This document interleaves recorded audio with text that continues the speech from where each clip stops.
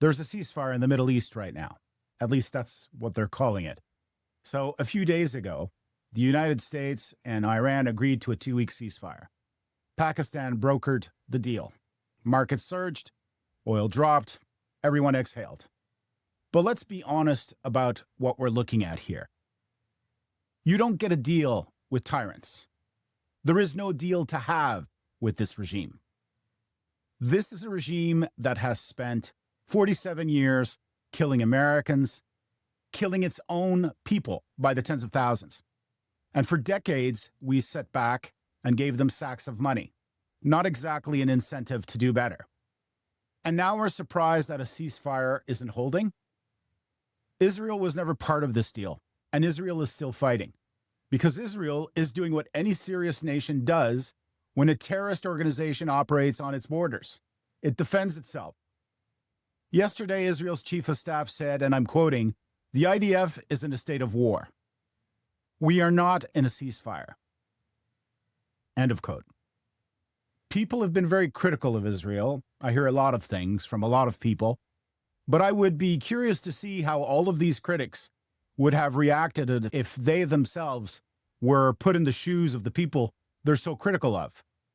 Hezbollah attacked Israel's soldiers again this morning, rockets into Israeli territory.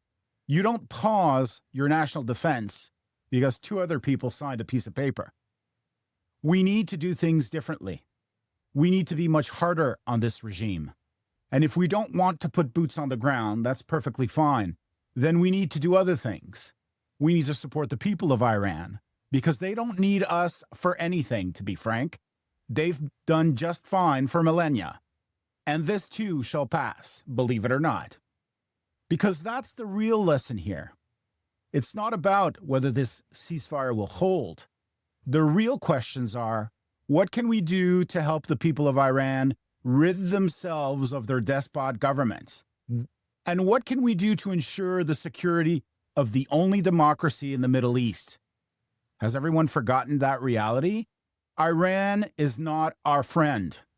This terrorist regime is not our friend, and it never will be. So let's move on from that idea. Now, if you're watching markets, here's the practical takeaway.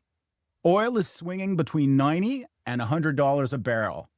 The S&P surged 3% on ceasefire hopes. 600 vessels are still stuck in the Gulf. The Strait of Hormuz is still disrupted.